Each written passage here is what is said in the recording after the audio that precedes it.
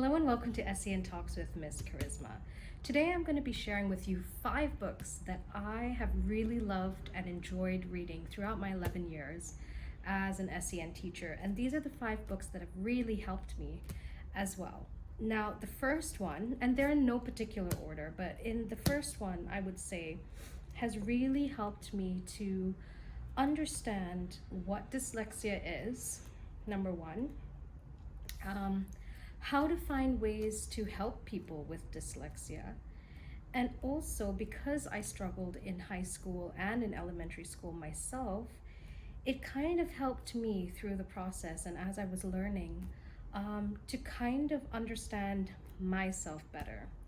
So, of course, we have the first book, The Gift of Dyslexia.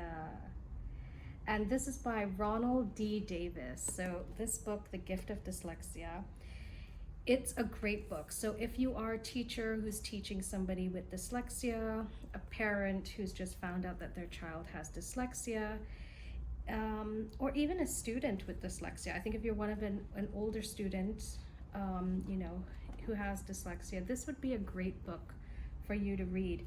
Because I think anytime we are given a title or label, we always think of it as a negative.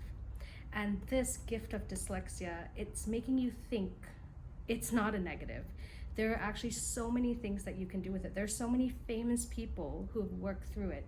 And there are ways in which you can, I wouldn't go to say overcome it, but deal with it in a way that you can survive in the world regardless of having dyslexia. So this book, a great book to start with.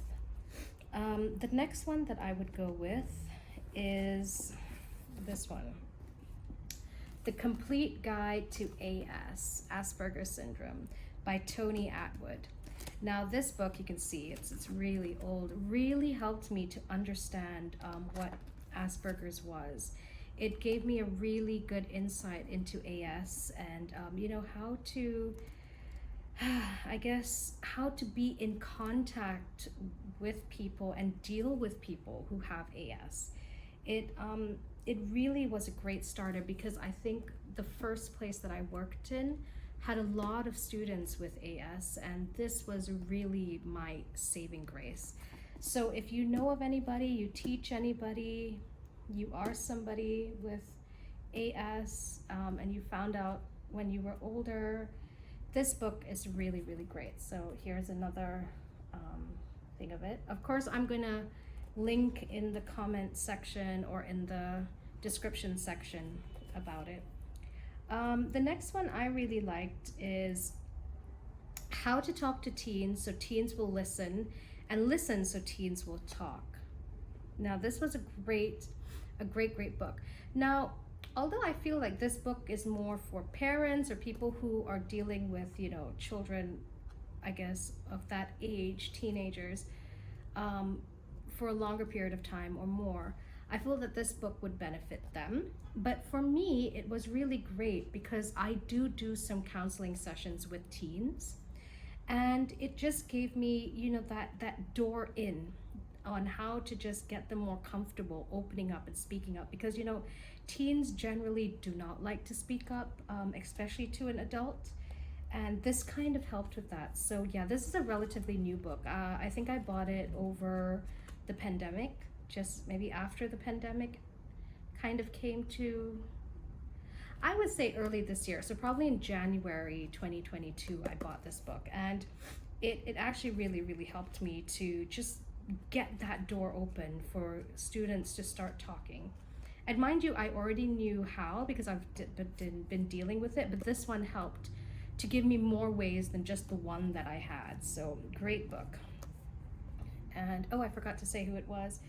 It's by Adele, Faber, and Elaine Mazlish. I hope I'm pronouncing these right, but I will, like I said, put them in the comment section below.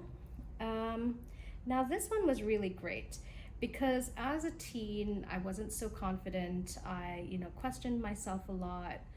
I had self-esteem issues. Number one, because I wasn't doing well at school and a lot of people made fun of me because I wasn't doing well in school.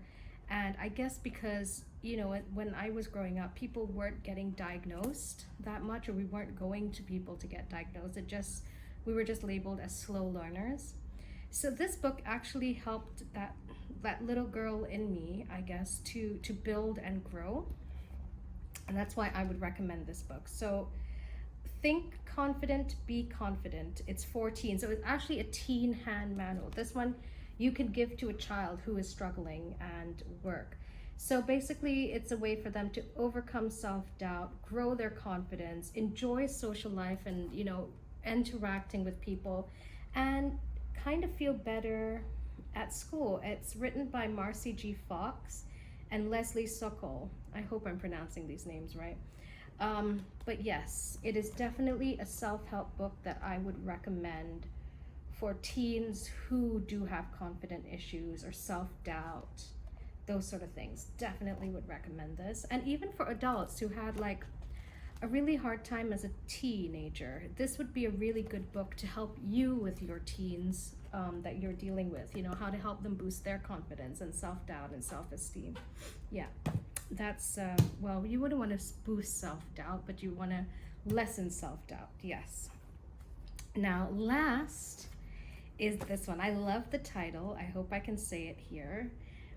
But it is called The Princess Toot Syndrome 2.0. Right, and Surviving Adolescent Girls. It's basically written by Michael Craig Carr-Gregg. Oh my gosh, I'm getting a tongue twister. I am so sorry. Michael Carr-Gregg and Ellie Robinson. Now, this is really a good book. I just loved it. It is, you know, it's talking about the changes that girls generally go through, where they go from being these cute little girls in their frilly little dresses, or even like pants, whatever. They're really sweet. And suddenly they become these teenagers and adolescents that have that swap where they're becoming more defiant. They're wanting to know their place in the world. And, you know, they're ready for anything and everything, but how do you parent them? How do you be the adult that they need in your life? And, you know, it really talks about, you know, pressure at school, strategies that parents can use or adults can use or guardians can use. It talks about mental health. It talks about drugs. It talks about sex. It talks about bullying to a large extent as well. So this is a great book. So The Princess Toot Syndrome 2.0, yes, written by Michael Carr-Gregg and Ellie Robinson. I got it this time. Now, I'm going to give you one more book because why not? And it is in tie with this book. So after reading this book, I really loved the way that this book was written. So I went and I looked for more books. Not to say that I didn't go to find others from the other authors, I did, but I just wanted to, I love the way that I think the strategies that were in this book, because I started dealing, like I said, with a lot of teenagers. And so I went and I got another one of Michael Carr-Gregg and Ellie Robinson's books, and this one is Surviving Adolescence. So, you know, we're talking about a generation that is completely different to the one that we grew up with, right? It's basically a manual that I feel that all parents and adults can have. It's how to deal with like things like gaming, you know, breakdowns, tantrums, drugs. It kind of pairs up with this book very well, but it is a book on its own, and it really is, when it says here, the must-have manual for parents. I truly think so. It is a manual that I feel that all parents or anyone who deals with teenagers should go through, because you know, they're so different these days than we were when we were growing up, and there's so much outside and external influence to our kids. I think more so than when at least I was growing up and I was you know, able to get access to, right, being online and all that. So it talks about parenting styles, right? So you've got chapter 4 here that's on parenting styles. You've got another one on technology. So it's really good. You know, so, and they talk like, you know, even about separation and what you should avoid. Like, for example, this first question, avoid conflict in front of your children, which, you know, I found was really important, also coming from a family who was kind of broken. You know, a lot of things in here were really what, I guess, you know, made me rethink what being an adult was and how to be part of, you know, a young person's life. And of course, not forgetting that they have one of, I guess, I wouldn't say upcoming, but I would say,